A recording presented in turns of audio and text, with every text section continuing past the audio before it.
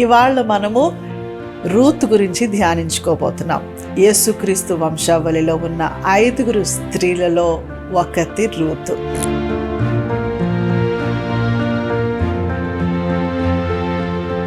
Ruth గురించి ఆలోచన చేసినప్పుడు ఆమె యేసు ప్రభు వంశావళిలో ఉండటానికి ఆమె యూతురాలు కాదు, ఆమె గొప్ప స్త్రీ ఏమి కాదు. అయితే రూతు కథను కనుక మనం చూసినట్లయితే ఆమె నయోమి యొక్క కోడలని మనం చూస్తాం.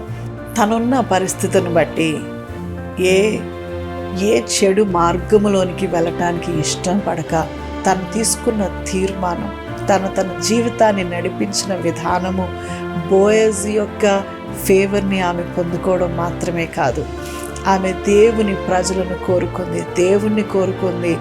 ఆమె దేవుని యొక్క కనికరమును కూడా ఆమె పొందుకుంది.